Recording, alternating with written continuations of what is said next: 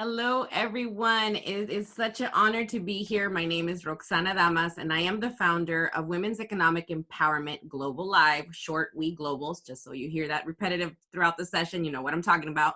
We are happy to be part of this project with Sabine Musafar. This Girls Summit could not come at a better time when we know that women and girls are being affected around the world in so many different ways throughout this pandemic, and even prior to the pandemic. We know there are so many issues that we would like to address to ensure that women, young girls in the future do not have to go through some of the struggles that many of us have gone through already. We know we can create impact, we can create change, and this is the time when women can make the best of being leaders in the world to shift the direction of the way things are going or have been going so far. And we want to support young women around the world to be part of that. This is why economic empowerment, innovation, modern technology, and anything that has to do with modern economy is so important to have our conversations here today. And here today are joining me are great ambassadors from the We Global team. They are all over the world. They all work in different spaces. What I'm going to do today is just going to go ahead and call out their names, and they're going to introduce themselves and tell you about the wonderful things that they do and what their colors represent, which I'm about to do in a second as well. And then we're going to take off into this journey of discussing what it is to bring innovation and how women can be a part of this, and young girls specifically. I want to also remind everyone that young girls around the world are the most impacted right now with the pandemic through lack of education and access to technology, and also finances. We already know this is an issue. It is a human rights issue.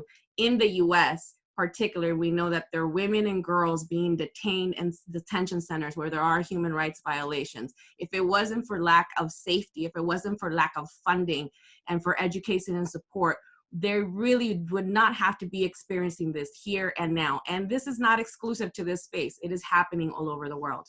Furthermore, when we're not at the table, when we don't have the voice, when as young women, we're not taught to be able to be in that space to speak, unfortunately, our voices are not heard. And for me, it almost cost my life. I'm wearing teal today because polycystic ovarian syndrome, PCOS for short, affects 1 out of 4 women and young girls around the world. Most don't find out till they have cancer, till they have diabetes, till they have heart problems.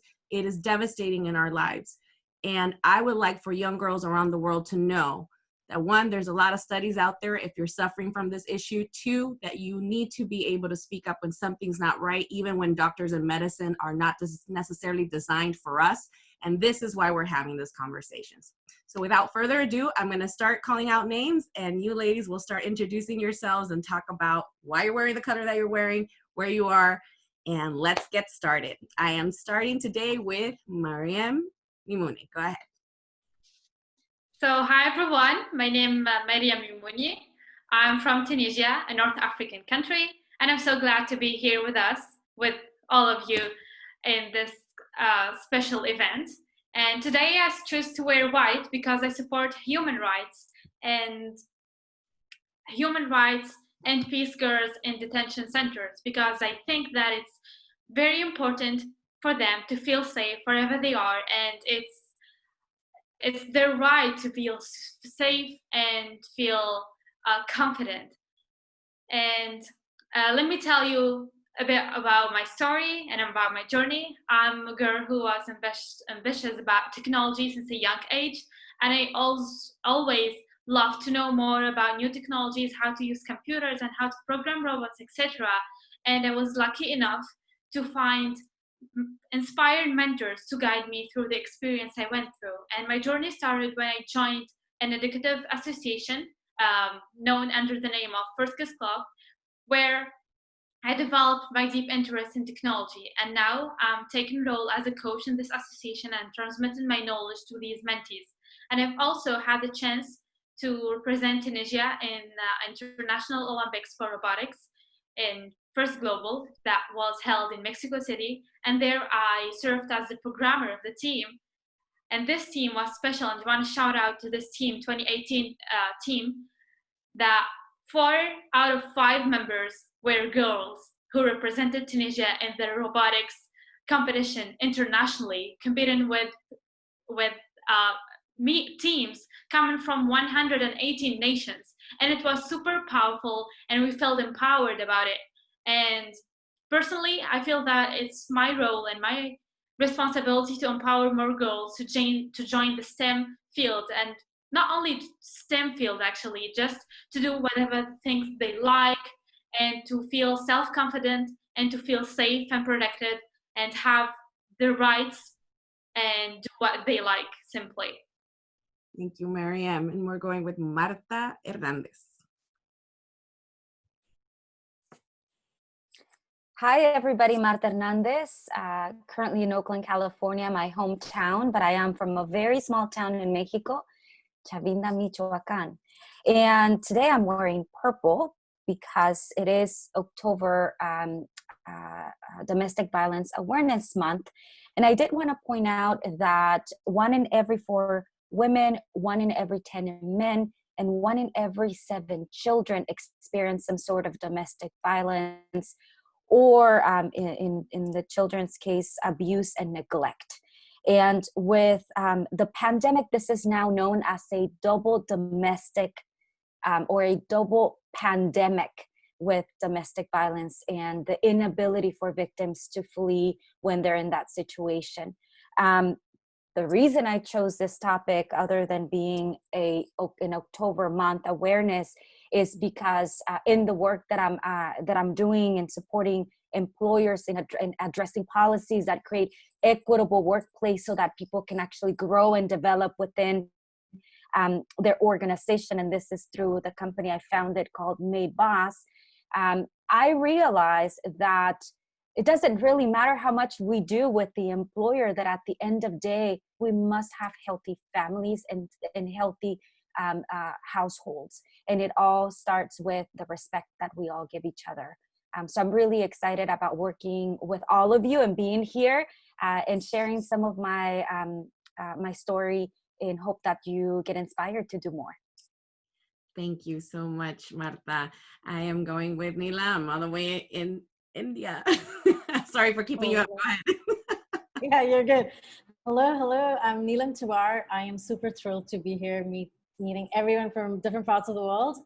I'm a strategy, visibility, and optimization consultant. I work with high net worth individuals, corporates, entrepreneurs who want to create more impact doing the right thing. So it's not particularly social causes, but they have gifts and skills and possibly products that they want to really put the right type of intention behind it and not just create for the sake of creating, because we all know that there's enough of things out in the world.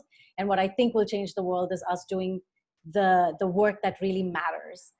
So I do that. I'm a keynote speaker. I've been invited graciously on the TEDx stage 2 times in my short span here. And I also, in my spare time, run Youth Mojo, which is where I get to interact with young minds from all over the world. I travel like crazy to do talks at universities on various things. It's my way that I give back. And I also just recently launched my podcast, which is about bringing exciting people with cool stories. So if you're one of them, please write to me personally. I'm happy to listen. I am wearing white today for human rights, because I think this is one thing it's just like the sun. It's an absolute, we must have it to sustain and retain our integrity and our individuality as human beings. But what you probably can't see is there are butterflies on my shirt too. And I picked this specifically because I think as humans, we're here to fly. We're not here to be restrained by prejudice and any other weight that holds us down. So the combination works for me. And I am so very much looking forward to hearing everyone's stories here. And thank you for having me. I'm, like I said to Roxana and everybody earlier, I'm going to do my best because it's late here. Thank you so much. Yeah, we'll let you go first on all the questions. So if you need to log off, Okay. appreciate it. Thank you so much.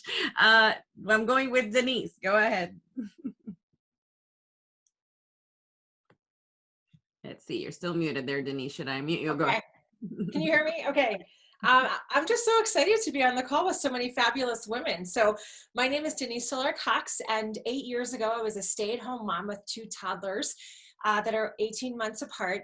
And I had a big idea that I had had for many, many years prior, and that was to make a film about what it feels like to be neither from here or there, not to feel like you belong in either group and kind of stuck in the middle of an identity, which was my story, but I literally felt like no one could relate until I realized one night that many people actually had the same experience. And 8 years ago, I took a flyer on this big idea, and my life has never been the same since. I did make that film.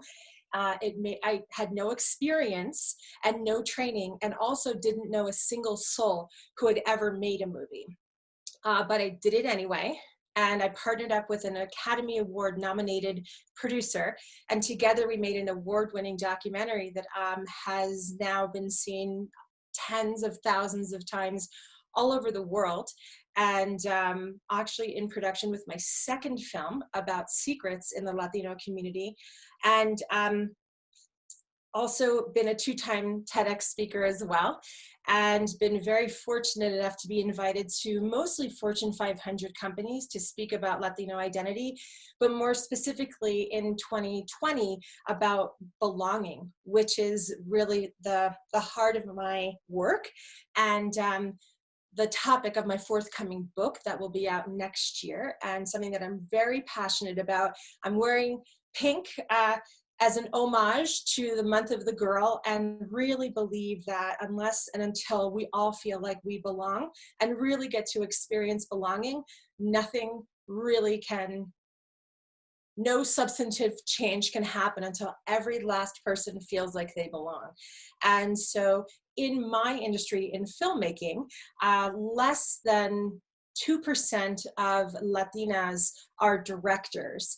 And so that's, really a field that could use more stories, because we know when we see our stories out there, we believe more is possible for us. And so that's really, I'm passionate about so many things. And I would say the idea that everyone on the planet, including girls, feel like they belong is what I'm most passionate about at this very moment. Thank you, Denise. Going with Gemma. Hello, everyone. My name is Gemma Verde. I'm in Mexico City. I was raised in Central America, in El Salvador, and I'm back here in Mexico, and I'm so happy to be sharing with all these amazing women that stand for so many great things for girls. And it's really nice to know that we are so apart from distance, but so close in mentalities. So this is really amazing to be sharing with you. A little bit about myself. I work in the technology field. I was recently named one of the top women in cybersecurity in Latin America. So you know that I love, I love everything that has to do with technology. I'm also a little bit of I like music, as Roxana also does, and I'm very supportive of um, giving girls and women a voice, not just for technology but also for human rights. That's why I'm wearing white today, because I will be more involved in human rights for girls. I'm a mom. I have a 7-year-old daughter, so I would like to give something to her and her generation. So I want to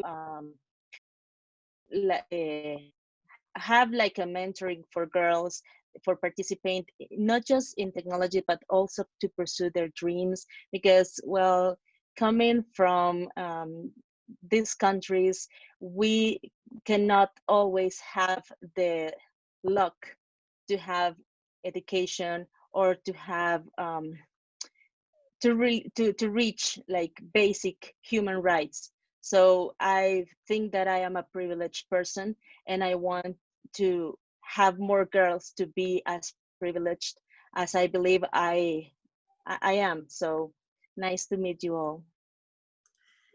Thank you, Gemma. And yes, so important to talk about the human rights for everyone. I'm going to go with Natalia. Go ahead. Hi everyone, ¿cómo están? Muchas gracias. Thank you so much for having me here. It's for me an honor to be sharing space with all of you powerful women and for all of us to combine our powers to elevate the energy of the world, you know, through our geniuses and our powers. So as I am Natalia Ruiz, I am originally from Medellin, Colombia. Right now, I live in Los Angeles, and I've had a beautiful trajectory within the world of empowering girls and at the same time in the technology industry. So I am the co-founder of Girls Lead Summit, which is a peer-to-peer mentorship program for girls from the ages of 8 to 14 years old. And we chose that specific age because that's what is called the confidence gap. That's when the girls go from being super powerful and almighty and I can do everything to start doubting themselves and kind of like shutting down. And I feel like all women like can connect to that specific age where you kind of like start doubting a little bit of your power.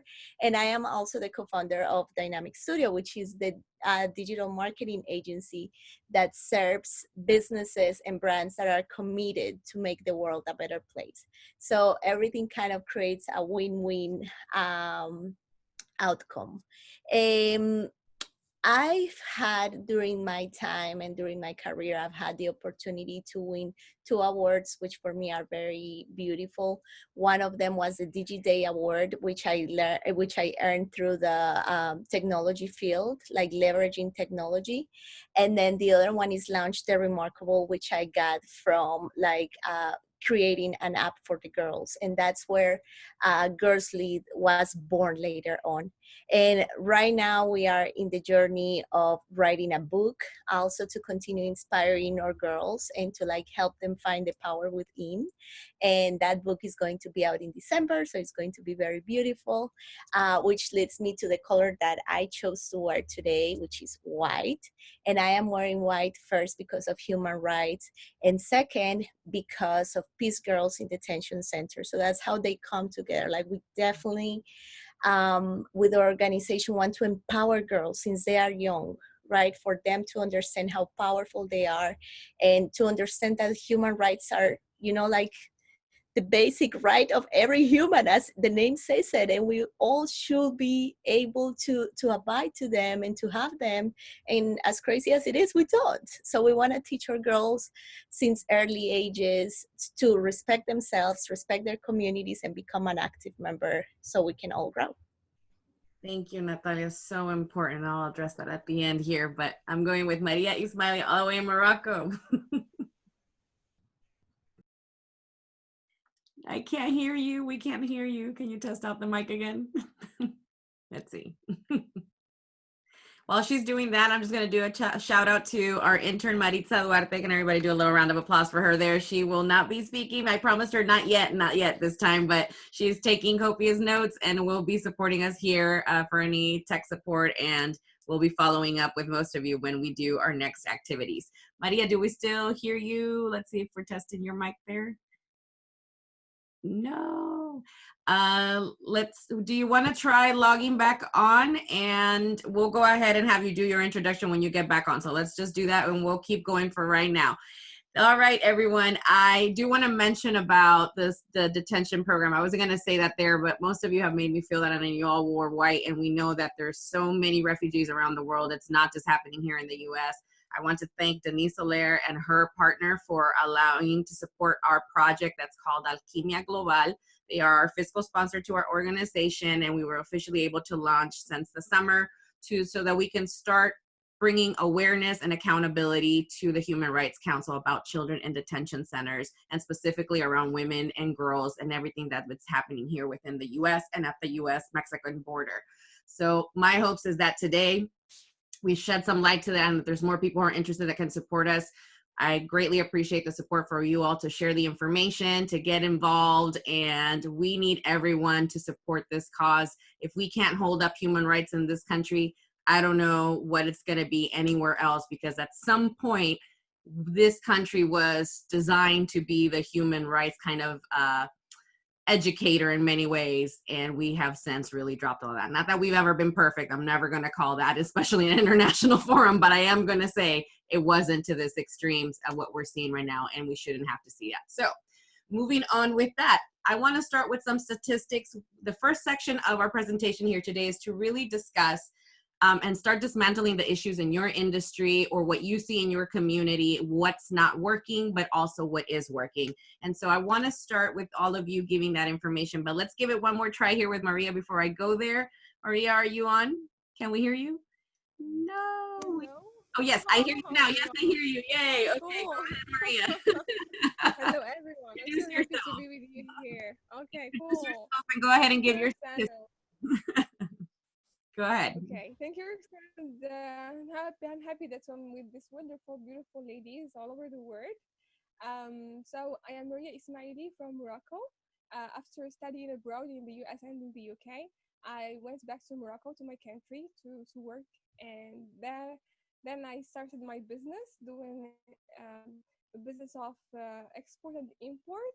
It's actually a business where the industry is mainly uh, uh, engaged, like people in this industry are mainly men, but with the help of some people in my family, I started the business. It worked well, but at the same time it was like kind of seasonal work for me, so I decided to work also for the authority of Moroccan capital markets.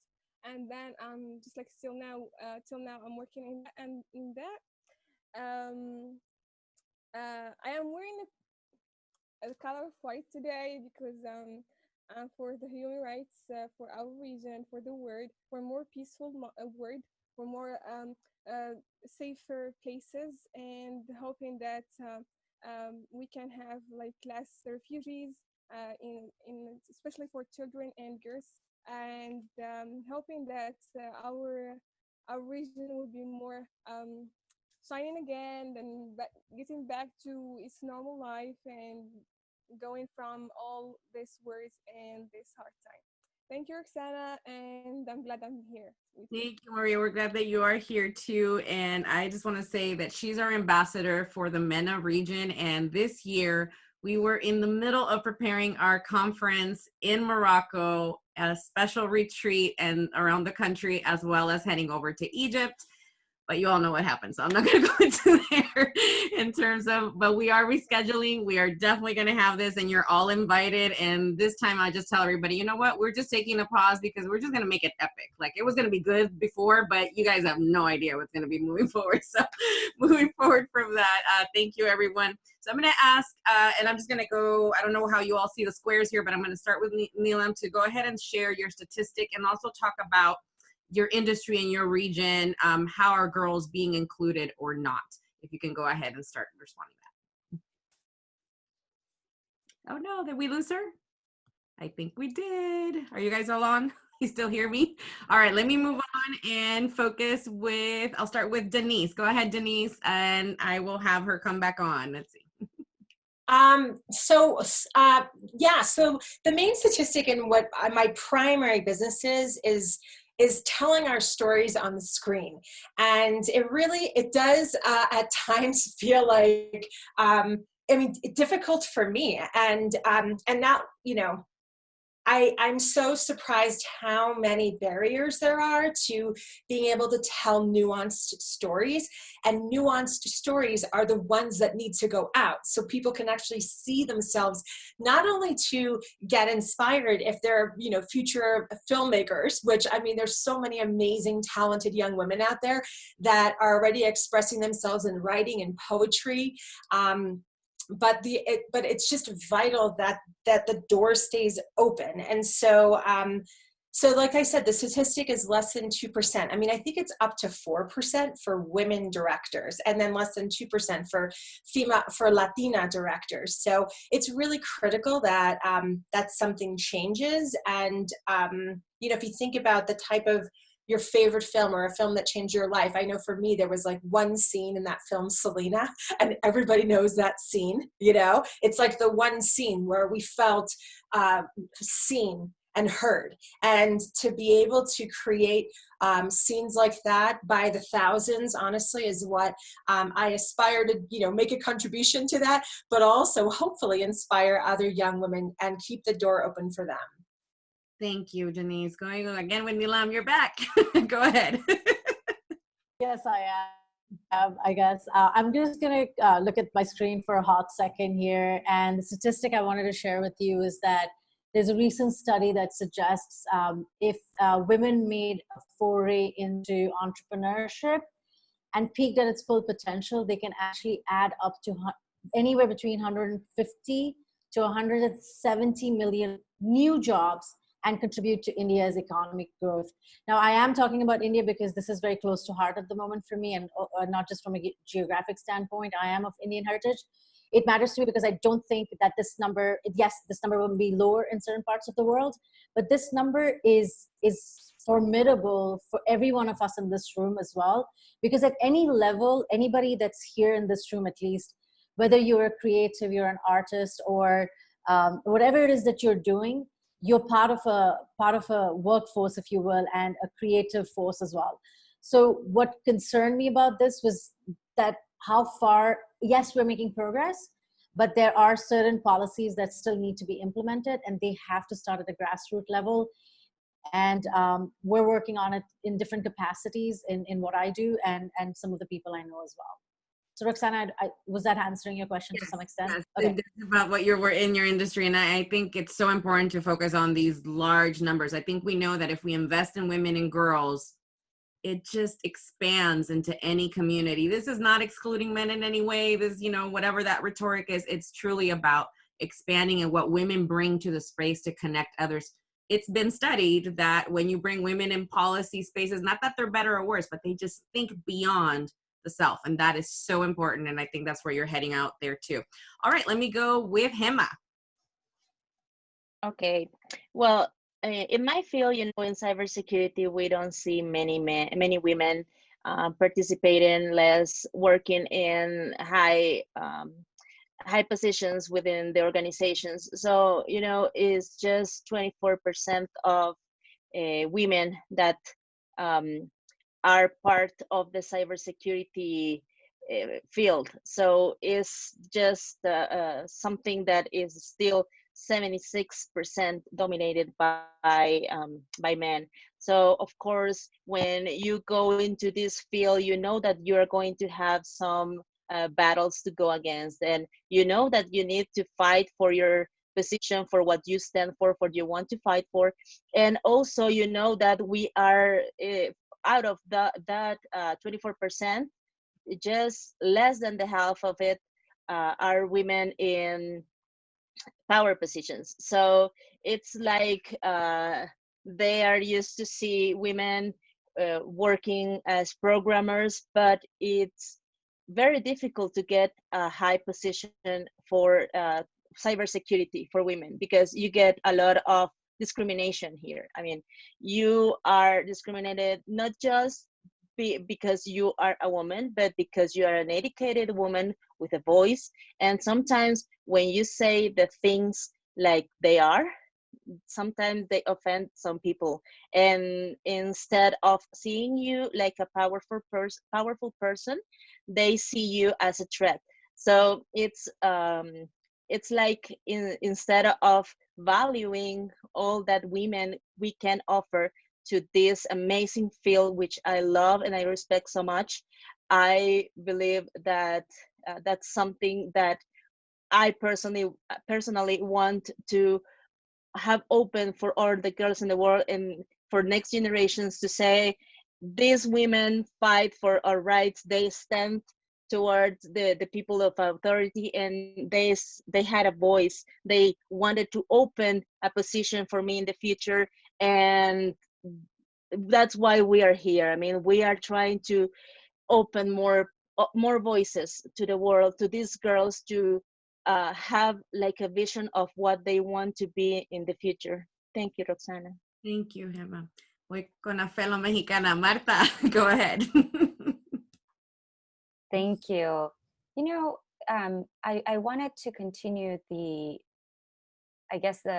numerical trend that Hema just mentioned, and is not just in a tech environment where you see the disproportionate numbers, right, in women in power or in influenced and influence and positions of decision.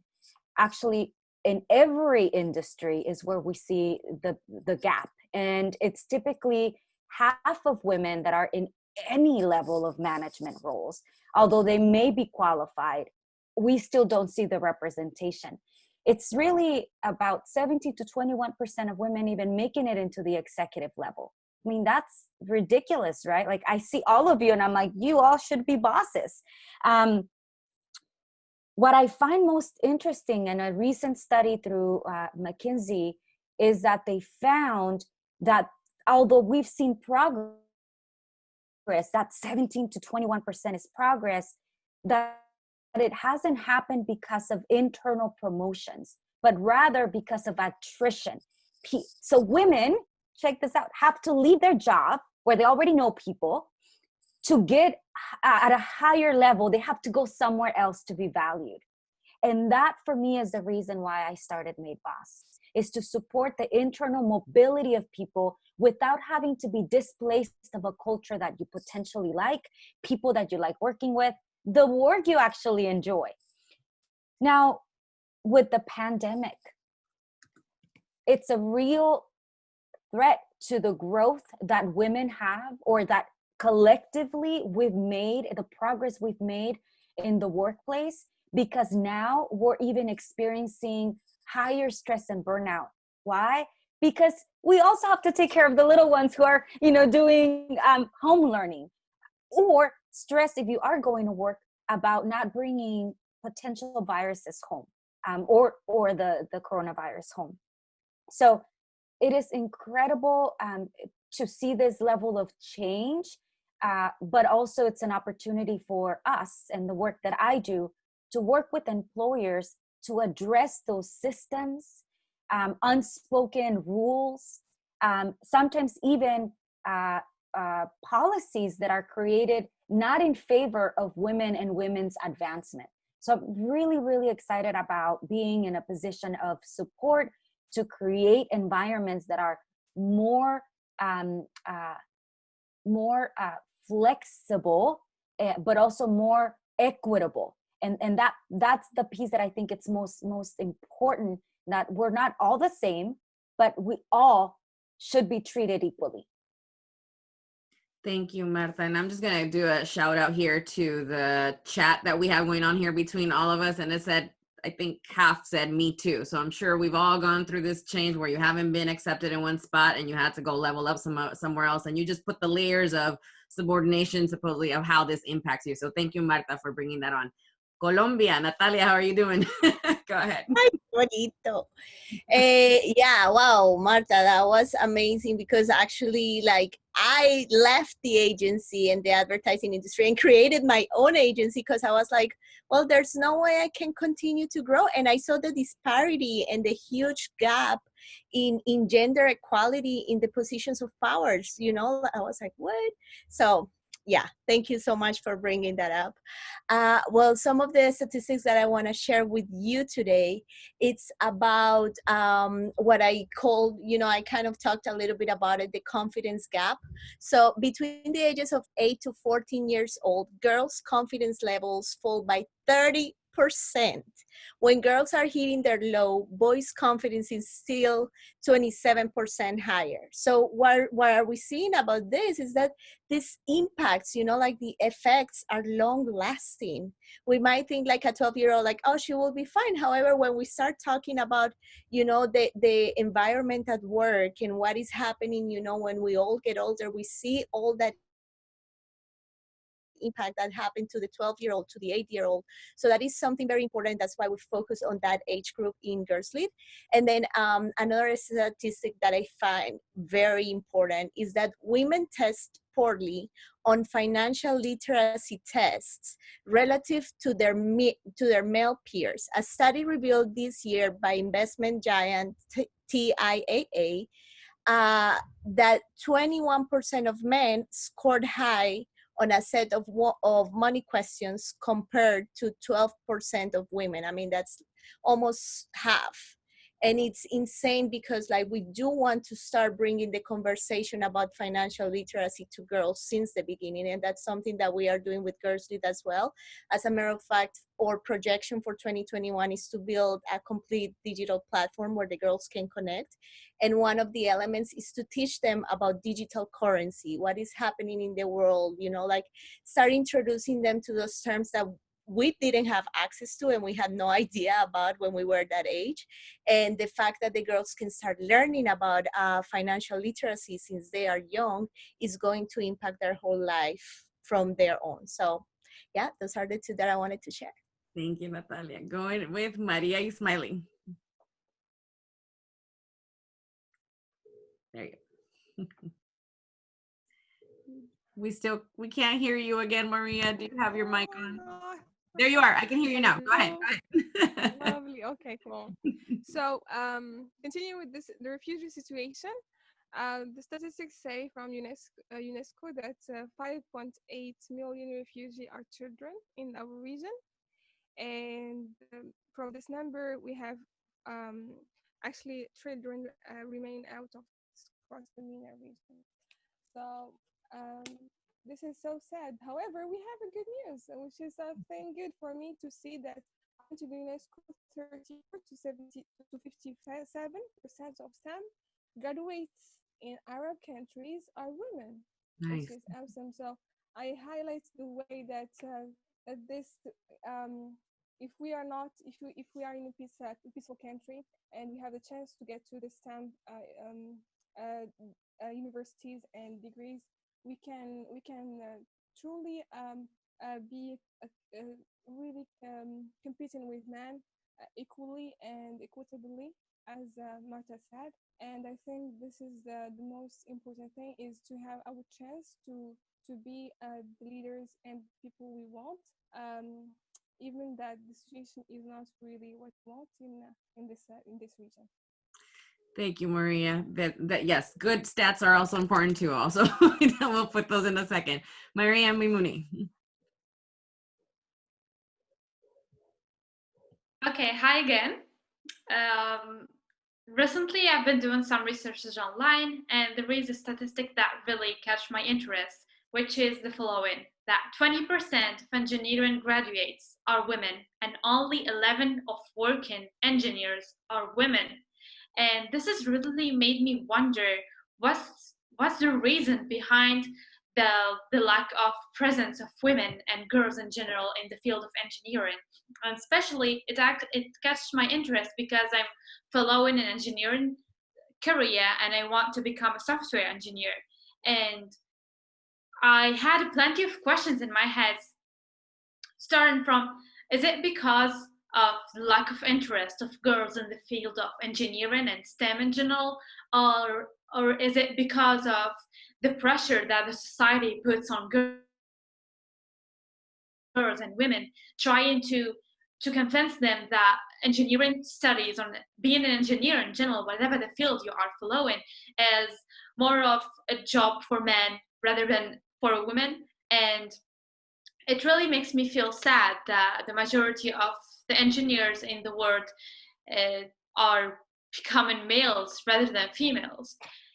And here I find myself kind of responsible, and I feel like it's, since I'm a young girl who've been interested in the field of technology, and I insisted on following an engineering career, even though a lot of people try to convince me that you should look for another alternative, and being an engineer is not the best choice for a girl or for a future woman that needs to think of her house, her family, rather than thinking of her future career and building her own startup or company and being financially independent and doing the things she likes. So from my perspective and from the place I'm taken, I feel responsible to share this interest and to at least encourage more girls who have this interest deeply inside of them to follow the things they like and not to focus on the things that people or the society in general is trying to make them believe in, whether even though if they're not interested in other fields. from a perspective, from a personal experience, as I shared earlier, I'm mentoring or coaching a group of mentees, and this year I had the chance to open a new class about computer programming, and out of 10 mentees, only 3 girls joined the class, and all of the rest mentees are boys. And it makes me kind of sad because girls are not really interested in the field of programming, even though I know a lot of girls who wants to do that job, but they don't feel confident enough and don't feel empowered enough to join such fields. And I hope that this situation will change one day, and more girls and more women will join the field of technology and believe in themselves that they have the enough potential in order to become successful engineers and successful leaders in the field of technology and the technology industry in general.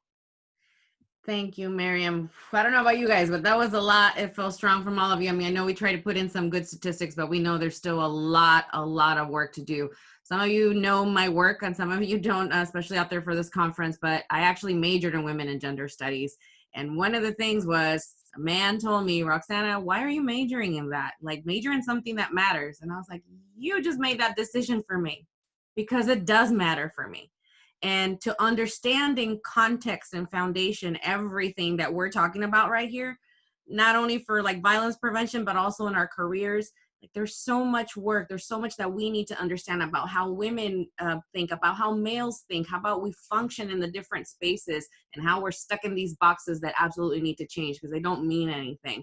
You know, and how are we relating to the young girls coming into the tech space and not? I mean, if we know that we gravitate to certain areas because we've been culturalized to feel that, then we should be bringing tech into those spaces. And one thing I can tell you that for our teams in We Global or anything in my company, I make sure that all of our interns, all of our partners, and anyone who's working with us is always involved in some form of tech, because right now, more than ever, and we've seen it right now in the pandemic, if you do not have access to being part of this, to being part of the innovation, to being just comfortable with having that.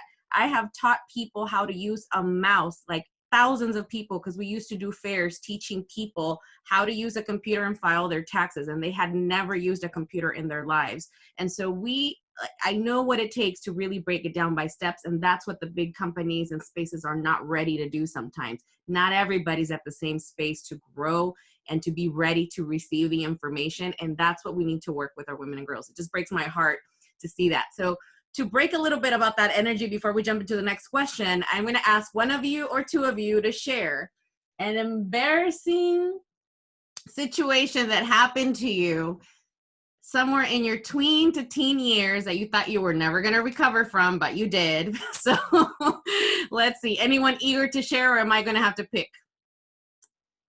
Go, Denise. Yay. So I'll share, and actually there is a scene in my film about this exact thing. And I will tell you right now, this is not something I ever wanted anyone to know, but it's very important that people know this, that I was severely bullied as a kid.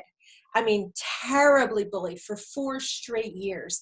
And now I look back on it, and honestly, I don't excuse any of it. And it was also the seeds of my work today, because the bullying was because I was different. It was because I definitely stood out, right? And I was embarrassed by the fact that I just stood out. And it wasn't necessarily because I was the only Latina in a sea of non-Latino or non-POC, right? It wasn't that. There was something about me that was different. And I used to want to tone it down. And then I realized that was my gift, not until decades later, right? And so my message is that whatever it is that you're sticking out from the crowd, some people are going to want to push it down. But it is so important to realize that that actually is, some people say superpower, that's your genius. This is actually what will make you so successful beyond your wildest dreams. But it's the one thing that I wanted to cover up. Thank you, Denise. Yes, and that's it. Like, we have to transform these spaces. I'm all about transforming and also knowing that you're going to survive no matter what. This show must go on. And in fact, I'm going to share one right now. I'm going to leave the rest of you for the next round here. I was a teen and I had moved from El Salvador to Miami. And at that point, I actually was ready to start college and not going to high school. So I was much younger than everybody there. And it was this waiting process. So I had to get a job. And there was a friend who would work for a party company for kids. And so they had us all working as cartoon characters and passing out candy and all this stuff. And they paid me pretty good. But the clown made more money than everybody there. He made $50 an hour and the clown didn't show up.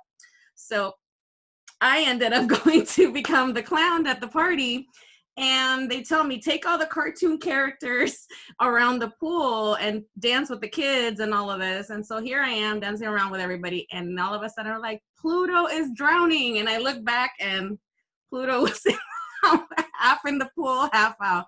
But basically we kept dancing, we grabbed him out and we pulled him out of the space. I was so young, I wasn't ready for managing anything into a party, but I knew that the show must go on. And I'll have to say to you all, no matter the situation that you're in, clown or not, you definitely want to keep that spirit of moving forward, even though it's hard. And like Denise said, maybe that glow up. All right, so now you guys know a little secret about me that I don't share often, but now it's on video.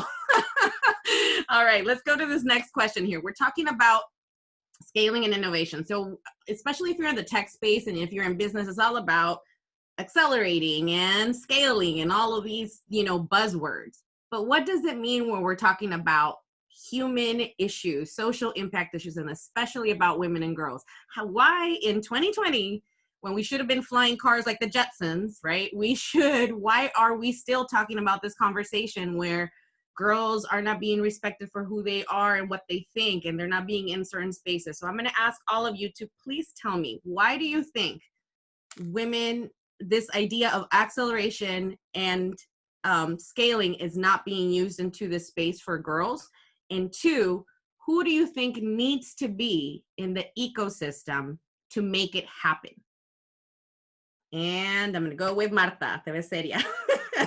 I'm like so ready to answer this. Go, Marta. I tell you. One thing that we say at Made Boss when we think about our solution is that above all, it's about the people. And you mentioned technology and girls as if it's two different things. And I think I want to make sure that we're talking about it as it's one thing. Technology is driven by people. We make that, right? So we've talked about representation, and the reason we've had this separation of the way we understand technology solutions and acceleration as it relates to the growth and development and respect or positionality of women and girls in the world is because the people that have had access to the solution have not been women. They've not been girls. So it's until now that we're starting to have hackathons where we include younger women and seeing solutions and being a part of the building of that accessibility and that potential growth in technology, is that we are also thinkers and our solutions potentially could change the world. So when we see that as a driver of change and apply it into the technical things, the day-to-day things, I think we're going to have an expedited model for girls and women to be at the forefront of those of the innovation. And again, we saw it in India, right? Like we have more girls graduating, etc., than in the past, or even here in the U.S., like more Latinas are going to college than Latinos. So we're seeing that change, and it's I'm honestly and believe that it's a matter of time. We just have to keep pushing. Excellent. Thank you, Martha. Nilam, I see a lot of this going on, but you're not falling asleep over there, right? I'm here. Go ahead. I don't know how many of you might be able to, I don't know if this will resonate for everybody, but when I was growing up, I read a lot, and every book I read was not anyone who looked like me. So I was raised in Africa, I was raised in Europe. I was also raised in America. I wasn't raised in my home country. My parents moved.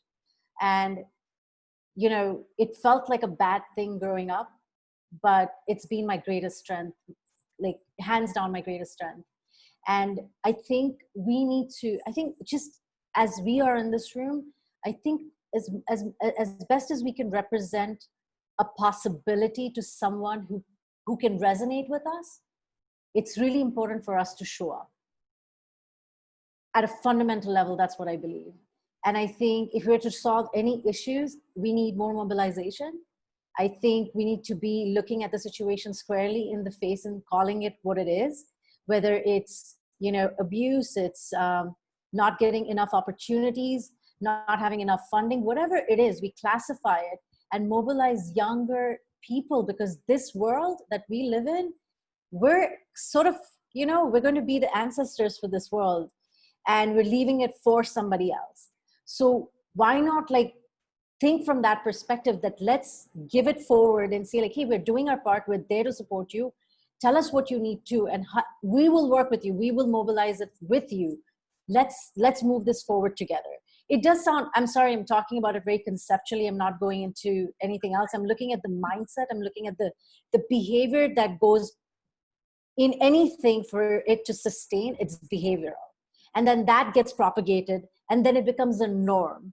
So the question is to question the norm. And I'm there with you. This is why I'm talking about ecosystem. What needs to be there? What needs to change? And one thing I'm really adamant about is we have to go to the root of the issue and also transform how we speak about things. Thank you, Marta, for acknowledging that, because it is like we do separate that, and that's what's part of the point of the question. Make sure that we integrate all of this, because it's all human. Like we're all here creating this and being part of this, whether we like it or not. Is how you end up showing up at the end, whether it's going to run you over or you're going to be the one driving. So it's one of those things, right? So Emma, go ahead. Yes, well, I believe that as long as we keep doing these type of events and we keep also promoting the voice of girls, the voice of women, this is going to translate to innovation eventually. Maybe not all of these summits are going to be in every country, in every corner of the world, but as long as we can do a difference in our community or where you are, or for us to be just united, that means something. And as Marta said, eventually that will show, right? And also Natalia was mentioning that we are the ancestors for the world. I mean, that's amazing. That's something really amazing to do this. I mean, you know me, I'm an action girl. I am a go girl, go get it girl. And if it were me, I will be right now in the detention centers opening those cages. I mean, I will do it. Roxana, but I know that I cannot do it. So please let me be part of this. Let me, I mean, shout for it and do something about it, because I mean, we cannot come and stand here peacefully saying, I mean, that could be my daughter, right? So, I mean, that's something that we need to keep pushing and pushing until our voice is heard, and doing more things and inspiring more women to do things like this, or funding more associations for doing this, and eventually it will come. I mean, see how far. I believe that that 24% that I mentioned before was not that the same 10 years ago. So let's change those numbers. We have the power to change those numbers. Thank you, Hema. Yes, and it is about action, and absolutely come over. One thing I've noticed is that the more we have different populations present in creating innovation and technology or in economics, is we see things differently. We're designing things and we're adding to what it is that we really need in these different communities. And designing tech for human issues and human rights and thinking as mothers and sisters and all of the above, we're going to change that. And it's really important that you all in your spaces are able to create some of this already. You're all working in some form of that way, whether you're directly designing the tech, you're supporting people who are not, or you're creating the stories, or you're helping export those ideas. So I just want to make sure that we clarify that now. We're already doing the work. We need a little bit more of that. Going with Maria Ismaili.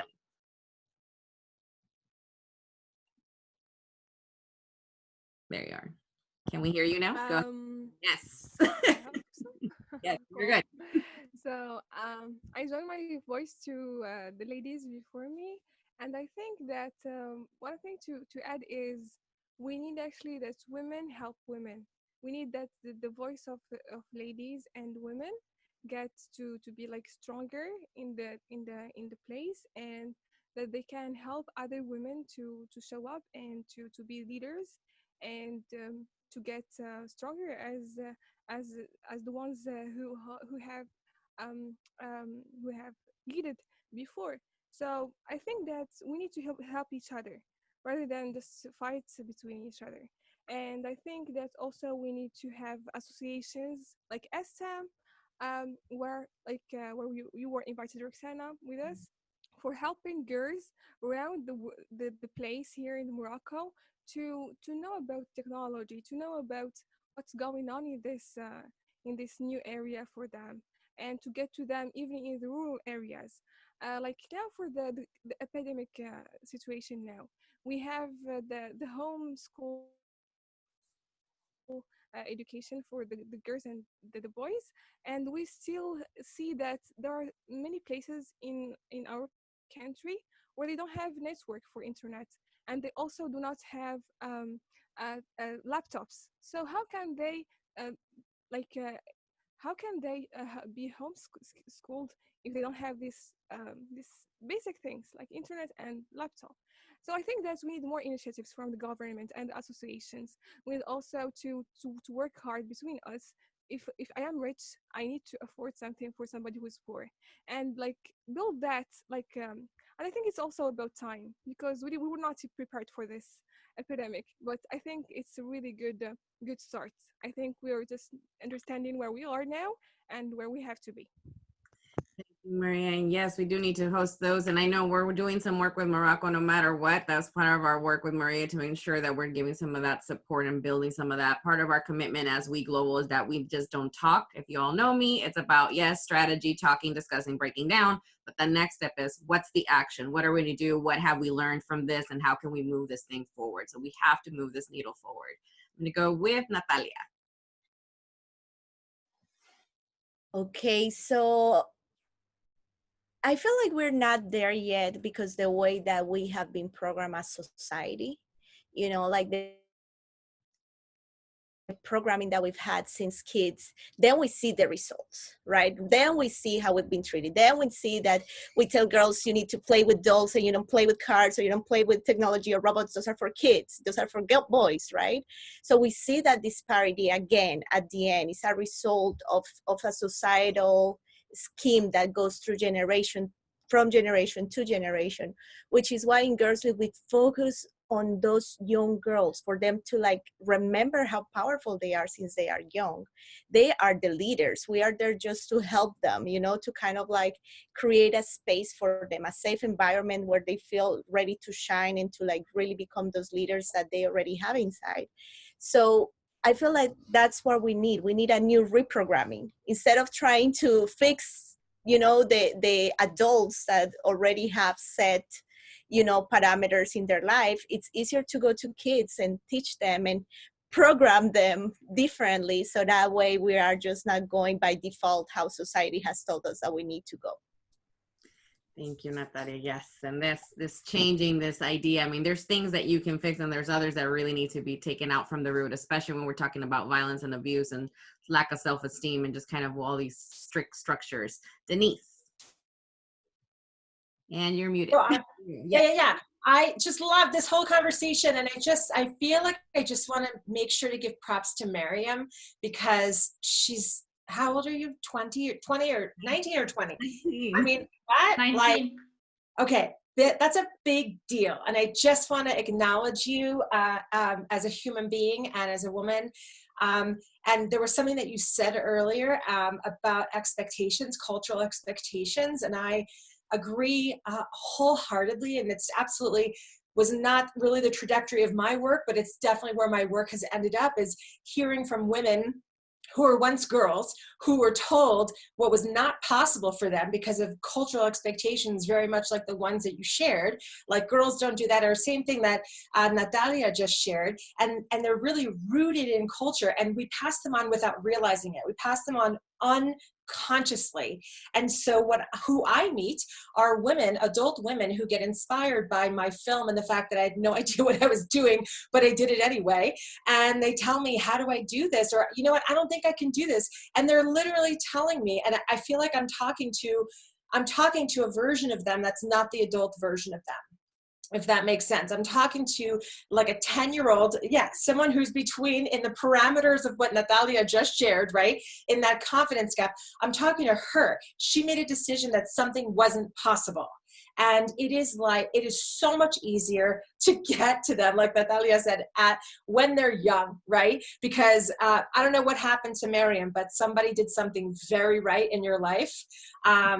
To make you be such a high achiever and be able to articulate so beautifully the problem, right? And it's just so easy for you to see. It's really not so easy for a lot of people to see. So I just want to commend you on that, and just say, like, wholeheartedly highlight, underline that this absolutely is the problem that I see too as a storyteller, and seeing the community kind of reflect back to me their own limitations and these beliefs that just have to go. And, you know, it wouldn't hurt for us to have the self-awareness to see, you know, and think, where might I be passing down these limitations? As a mom to 2 daughters, I'm sure I've made the mistake of passing down some limitations, you know, and so I have to have my own self-awareness, and thank goodness I've got 2 very strong-willed, I have no idea where that happened, young women that I'm raising that challenge me on the daily. But seriously, just like, thank you, Miriam, for just showing up for your life and then here on this call.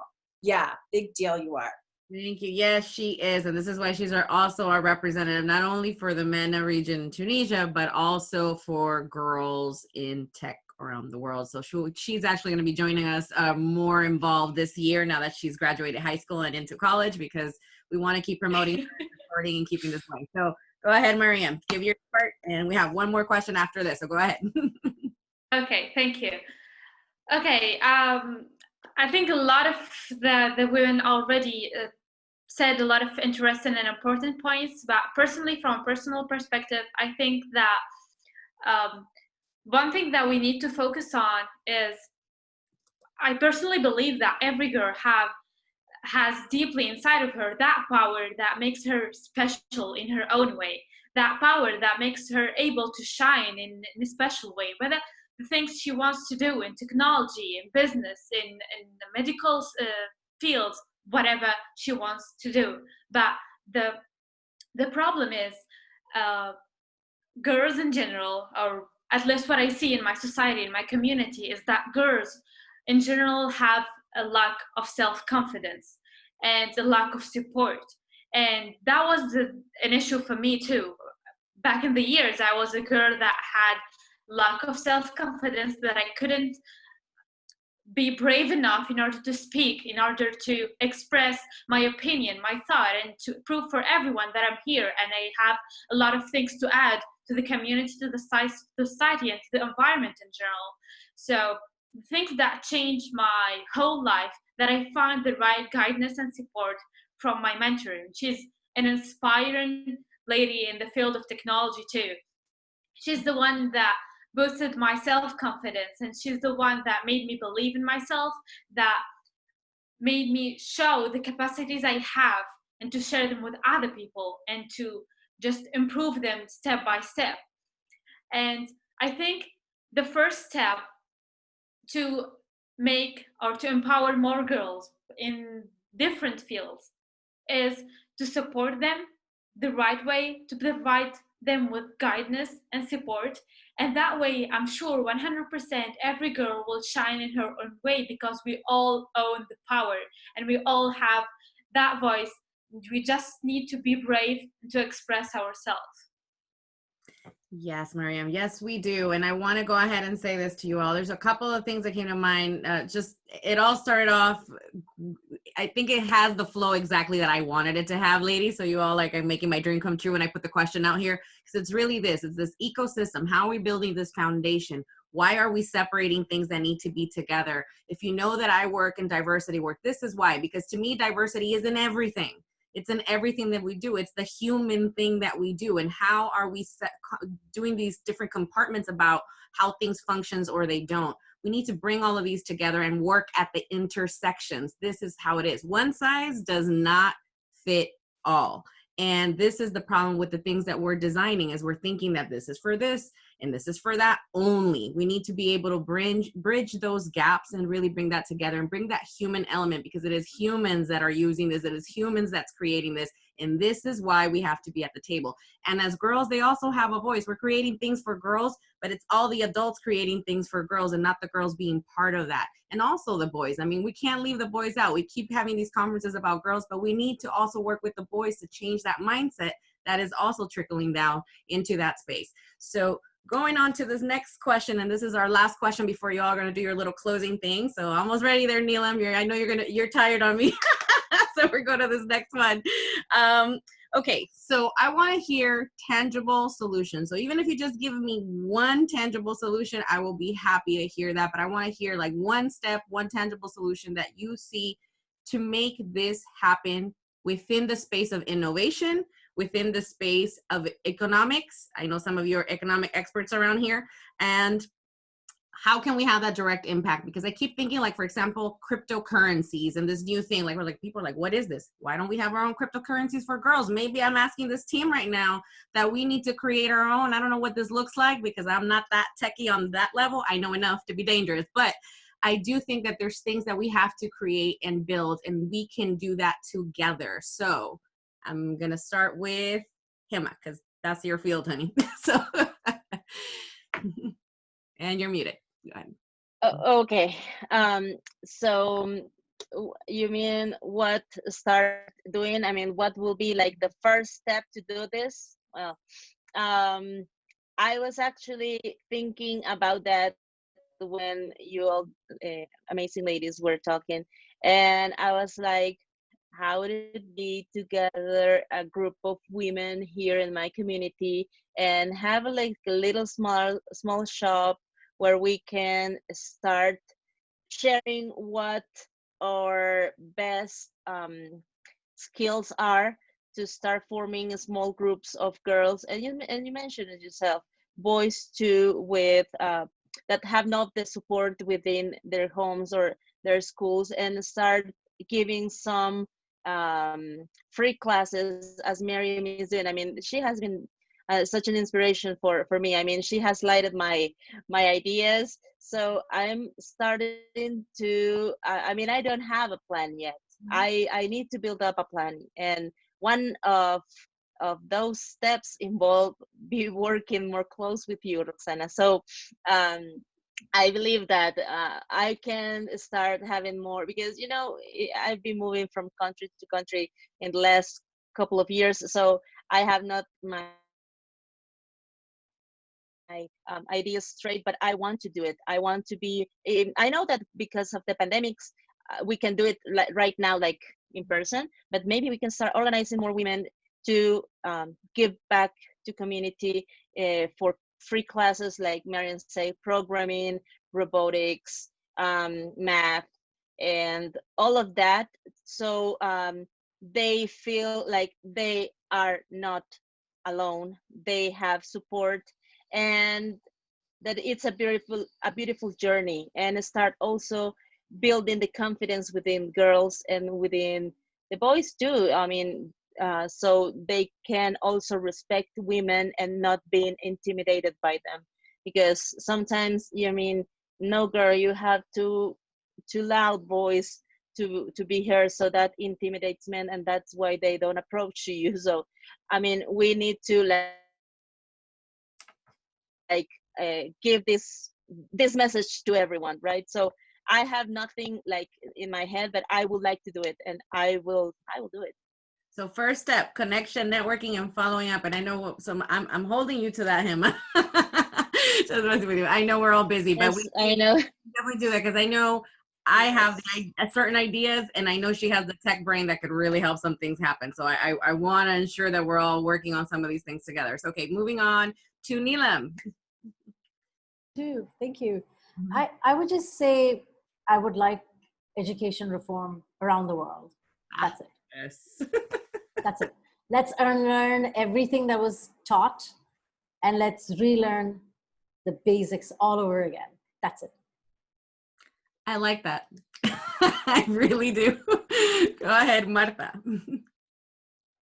Thank you. I think it really starts with behaviors. And so I'll tell you what I've been doing in my commitments. So they're intentional commitments, intentional behaviors that I practice. I support women. If you sell something, but in my social media, I'm always promoting, especially if it's a new product, like I'm your biggest fan. I want to be your biggest fan. You reach out to me or I see you, I do that.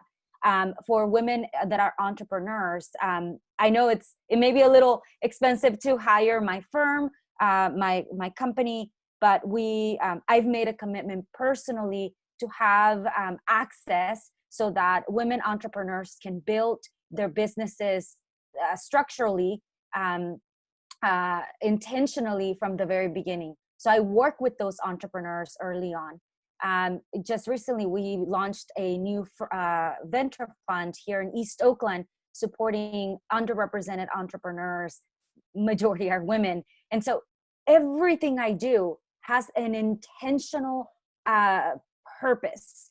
I actually wrote songs. I went in and produced my own CD, and I wrote a corrido. Prefiero mandar en falda. I prefer to lead on wearing a skirt.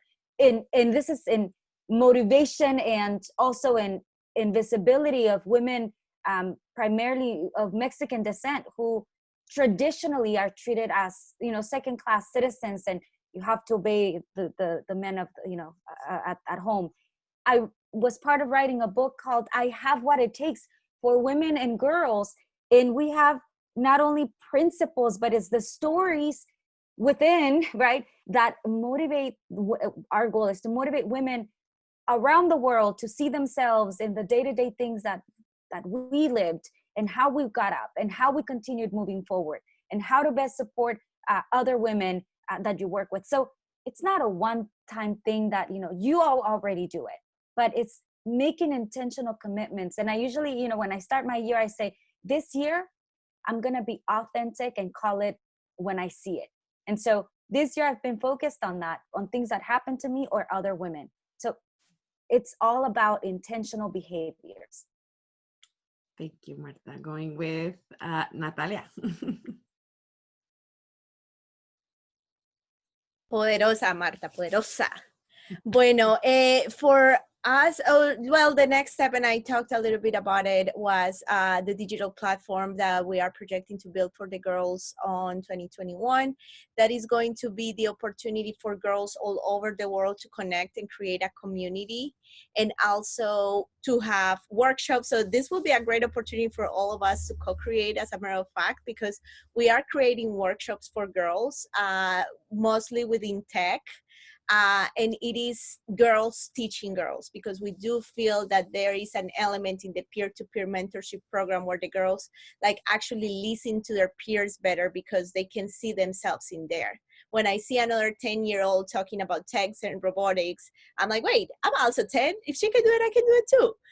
So it's really beautiful, that aspect. And when you were talking about digital currency, that's what we're doing. One of the elements of the platform is that we are incentivizing the girls to participate in different activities, and through that they get some digital coin rewards that then they can use into girls lead kind of merch, and things that they can use. So that way it opens up the opportunity for them to start learning too about the opportunities of digital currency, of the stock market, a lot of things that are very foreign for a lot of us. So we definitely want to introduce them to them since they are little. So always an opportunity to co-create here with you all powerful women. Oh yes, I'm loving that, all of that. We have to talk about this offline, but go ahead, Mariam.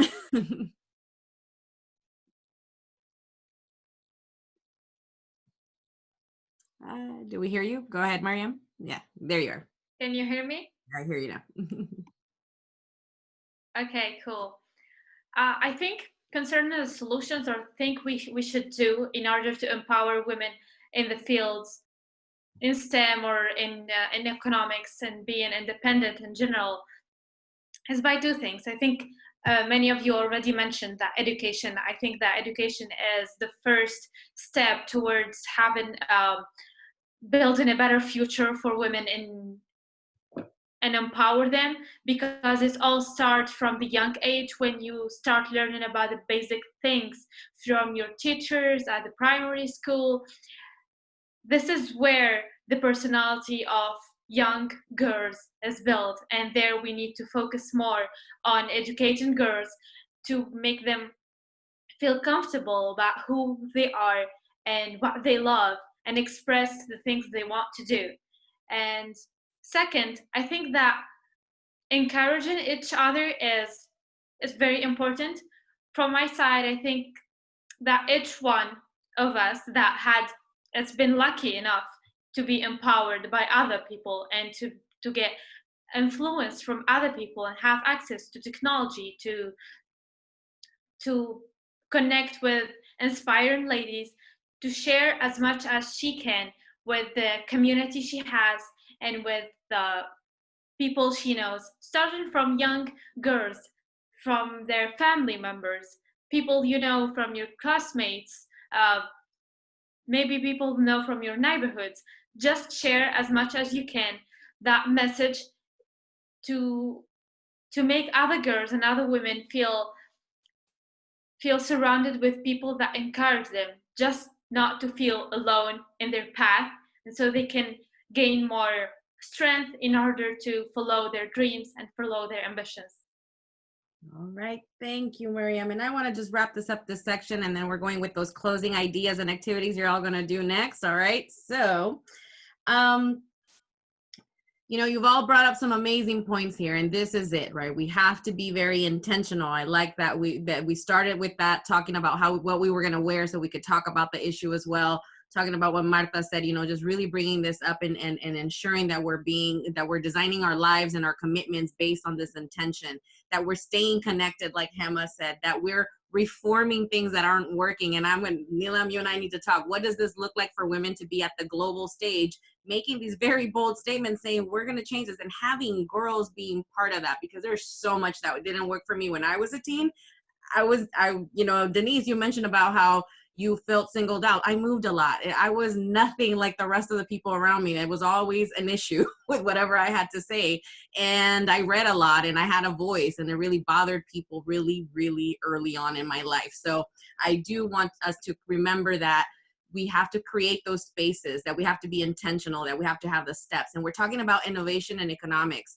And I don't know, did I miss you, Maria? I'm sorry, I don't know if I missed you on this last one. I'm gonna put you on right now. Sorry. I just realized this because we need to talk about economics, and I want her to address the specific piece, because for me, it's like, how are we innovating in that space? I don't know that we know enough. So go ahead, Maria. Please wrap us up on this question. And I can't hear you. Go ahead. Right. There you are. There you For are. my part, okay, cool. For my part, I think as a business founder, I think that in my place we can have jobs for ladies. They can work from their homes, working on the products, homemade, the way they do it, because it keeps it organic, and also it makes it like very traditional and beautiful.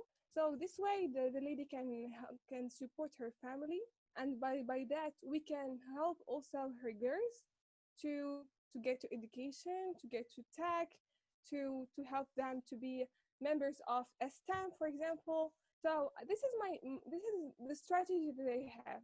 If I have a business in a place which is rural or in a village or a small place, we need actually to be giving that the power to this little to this minority people. We have to help them. We have by money, and by also getting them to education and to tech. So I think that also, if we are actually having this association of STEM, where girls are taught to create their applications, we need actually to buy these applications. If like I'm a business leader, I need an application for my business. I need to address that to and trust this new generation to create that little thing for me probably this can be a lot more afterward. Gives them like this confidence and trust that they can do something beautiful, and we can buy that, not only just tickets for free, but also buy it, and then this way we can encourage girls to work hard, I think, in this field. Thank you. And one thing with Maria is we have Great point.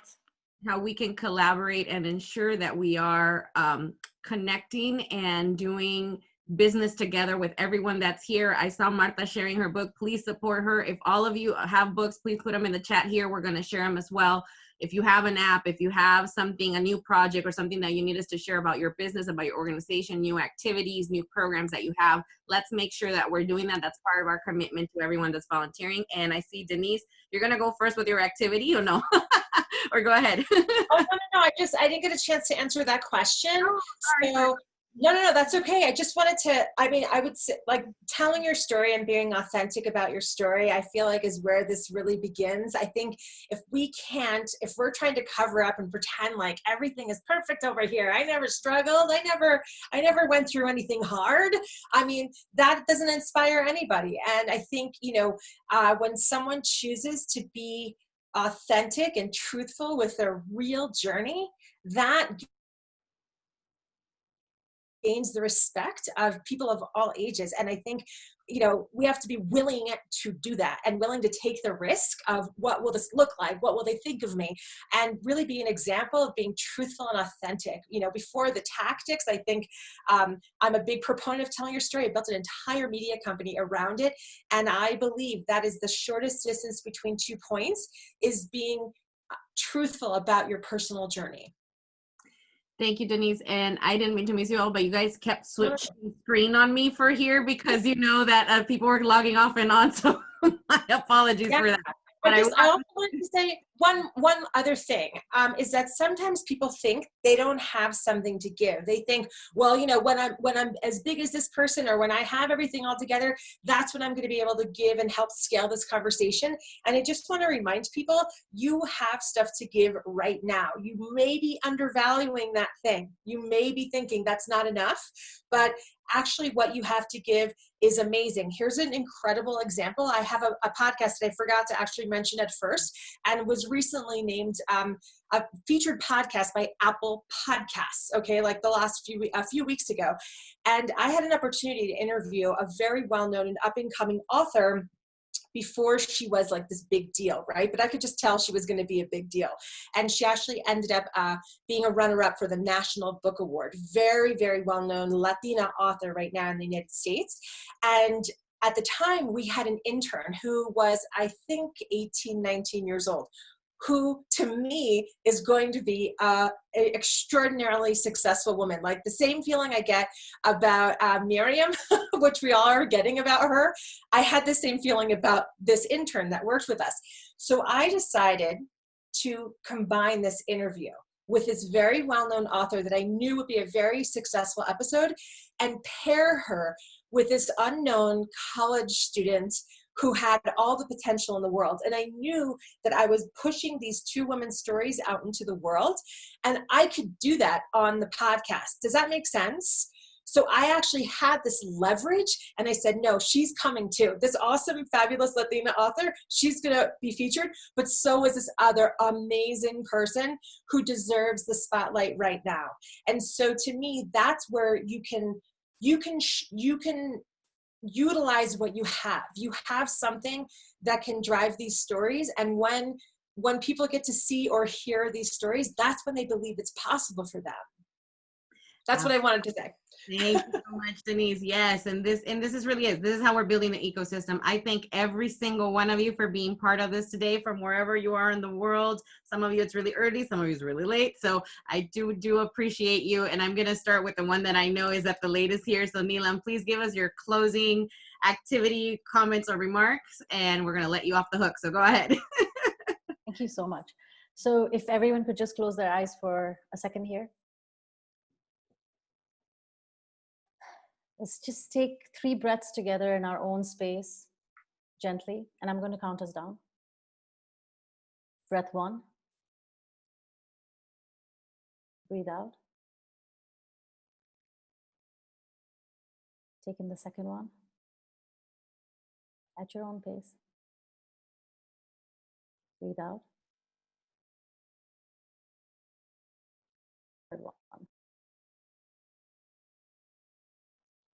Keep your eyes closed. Identify one thing. It can be anything that you think you need to be doing. And you've either pushed back or had some sort of self-doubt, or whatever it is, you're not doing that one thing. It can be anything. It could be cleaning the garage out. It could be doing laundry. It doesn't matter. Identify that one thing. Visualize that one thing. Do not give it meaning. Do not say it's good, it's bad, it's ugly, it's pretty, nothing. Just look at it squarely and say, I see you. I see you. I am taking care of this. Stay in that space for a second. And with that intention, if you will, let's do 3 more breaths. Take the first breath in, please. And release it. We don't want to put any pressure on our body. So whatever feels natural to you. These two, the remaining 2 matter. So calm down. Take one more breath, please. Release it. And this last one is the one that ties us all together. So if you could, vibrationally visualize the people that were in the room with you today. And if you could send an energy out to them or an intention out for them, as you're doing your own intention, that one thing that you know you should be doing. If you could just cast that outward for the other people here, and whether it's prayer or it's a belief or it's a kind word that you want to give to anybody here, you can do it mentally. You can write to them after this, or it could be somebody in your life that you know you need to reach out to. It could be just one person you need to make amends with. Whatever it is, send this last breath toward that person, and hopefully this room if possible. So breathe very gently. No judgment, no pressure. In your time. And whenever you're ready, release that one thing you said you were going to do. Just release it. No agenda of when you'll do it. Just release all of that. We're not here to be perfect. We're here to experience. Stay with that for 1 hot second. Keep breathing. And now gently step out of this. Shake your shoulders, your hands, whatever you need to do. All right. Of course, we would have a little meditation session with you, Neela. Thank you so much for your closing and reminding us that we need to stay present and to sometimes releasing this as women. We do multiple things all the time. So I thank you and appreciate you so much. All right. Going on to Hema. Go ahead. Well, I cannot top that, but I will just give my final comments because I want to see the rest of you doing more amazing things that like Nilam did. But as you mentioned, let's stay together. Let's see how can collaborate between us. I mean, I'm at your service for whatever you want to use me for. So basically, I really want to be more involved with this. I think I'm not involved enough. And as I mentioned at the beginning, I think that I have been very, very blessed, and I want to give all that back. So yes, I will come with an action plan, and I will do it. That's something that I take from this experience, and I will be more actively empowering girls to help them to be more of them, and as well to be more into the human rights improvement, not just in Mexico but anywhere else. That will be it. Thank you, Hema. Thank you for being on and taking time off of your busy schedule there at work. So we appreciate you. All right, Marta. All right, everyone. I need you to think of two women. One that you know can help you with your next step. And that one person that you think of, you are going to, in the next week, either send an email, call them, or invite them to meet with you, obviously with your mask on, right? Um, and ask for help. Specifically define the thing that you know they can help you with, and that's exactly what you're going to ask. You're not going to think about fear, what they're going to think about you. You're going to say, Marta sent me to do this, and that's my permission. Okay, that's the one. You go and you search for that person that's going to help you. That action has to happen this coming week. Okay, you have until next Friday, or whenever it is that you hear this this panel. The second one is there's someone that you can help. So you are going to look around you and identify one girl, one woman, whatever age, and reach out. Say, hey, I see you. I know you've been working on this, and I can help with that one thing that you said you needed help with. Or is there anything that I can help with? Any connection I can make? Any door that I can open? I know you're going to do it. Thank you, Marta. Yes, yes, yes. Holding us accountable already there. All right, Miriam. Okay, one last thing that I want to mention. It's a direct message for every girl, young girl who is now listening to me. From my own experience, I really want to say, please, please believe in yourself, believe in the things you have. Don't listen to people who always wants to discriminate you, makes you feel weak, makes you feel not special. Just believe in yourself, look for people and for a good environment, for a good community that can support you, that can encourage you and hold your dreams. And believe me, if you find that support, that group, people who can empower you and encourage you, you will do the best you can do and you will reach your dreams and your goals. And just to end up with, while meeting all of these amazing ladies who've been with us in this room, I found out that we came from different backgrounds, different countries. Some of us are from Arabic countries, others from countries who speak Spanish and Latino. We have Neliam from India, and just wanted to make it special by letting each one of us here say something in his own language to people out there, just to make it more global, more international, and more close to our hearts. Thank you. Shukran, shukran. I'm gonna start there. And I will go. Great. Thank you, Maria. And say something in your language. She already called you to it, so go ahead. Yeah. Sí se puede. There you go. Tú lo puedes hacer. All right, Maria Ismaili, go ahead. You're next. Once more, put your mic. Hello. Yes, Hello, yes. hello. Oh. Thank you, girl. Thank you so much for this initiative. And I would love to participate all the time with you, Roxana, and all with the beautiful ladies from all over the world. There is something funny that happened, and my dad told me to tell you guys. Once he was in a train station, and there was a European guy coming from Europe, and he was like from mission for his work, and he came from in the airport, and he took the train to go to the city. And while he was like going, he saw that the driver of train is woman, and he said, "Wow, is here women can drive trains?" And then the lady from the driver of the train just saw him and told him that here we drive the world. We don't only drive the train. So I think that we can work hard together and we can reach a lot of things. I'm hoping that this year 2021 probably we can have our event in Marrakesh or in Morocco actually.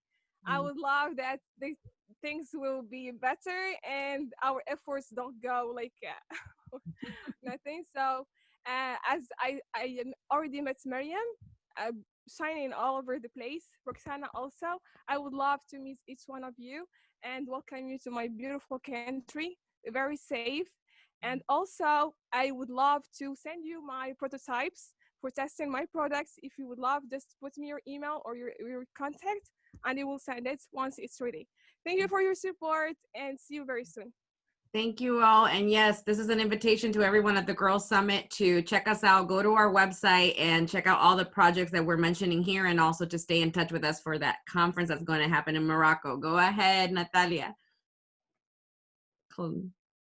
Okay, so my question for Marianne is, my word in Spanish is brilla, la luz está adentro. So it's time to shine, your light is inside. And what I want to share with you all, with all the gratitude for this time that we shared together as a closing, I want to offer you a little piece of our book. So our book is, as I mentioned earlier, is coming up in December, and is this story of this girl that is based pretty much in our lives. And she lives in another planet, and she has to go to different planets to find her parents, and in that quest she actually finds herself. So she has this opportunity to learn about what fear is. And fear is, as we explain it in the book, instead of fear is love. It's just a masked love, because fear wants to protect you from something, right? So we tell the girl to start kind of like doing a little poem or singing it out as if she was, like doing kind of like a chant. So it says, in Spanish, because it's both in Spanish and English, it's a bilingual book. So dice, miedo, miedo, vuela lejos, no hay peligro en mi sendero, estoy a salvo, todo es mejor, ahora puedes ser solo amor. And in English, fear, fear, fly away, there's no danger in my way. All is well, blue skies above, now you can just turn into love. So. Yay. Wow, yo necesito ese libro para mi hija definitivamente. Sí, En diciembre sí. sale. I need that book for my daughter. Yes, yes. That book is going to be a gift for everyone. It's not only going to be for girls, it's going to be for boys, it's going to be for women and for adults who are ready to connect back with their inner child and like hold their hand again and be like, hey, I've left you in the corner and I forgot about you. Come back to me. So it's going to be very beautiful. I will share all the details once it comes out in December. Global for sure. Thank you so much, Natalia. I'm going with Denise. Wrap us up. All right. Hey. So I love Poderosa. I love Adelante, anything that lights me up as a Latina. And I have just one quote that I want to share. And it's from a guy named Andre Gide. And he said, be faithful to that which exists within yourself. So for anyone that's watching, you are either in two places. One is you already know what you're here to do. You just know it in your heart. Two, you know you're here to do something great. So my request and invitation for you is to believe that feeling in your heart and be faithful to it until it becomes an idea, and then run like the wind after it, because that's what you're here to do. Fantastic. Gracias, Denise. Thank you, everyone. And I'm going to ask you ladies to help me keep a beat here. So please unmute yourself. And this is how we're going to close this off. So if you can all join me with your little claps, except the ones in the office, of course. Ready? Ready? Stay together. Let's see if we can do this together. All right, here we go. R-E-S-P-C-T. Find out what's next to me. R-E-S-P-C-T. Come on. All right, ladies, all we need to respect. Have a great day. Thank you so much. Have a good one. Thank you so much. Thank you so much.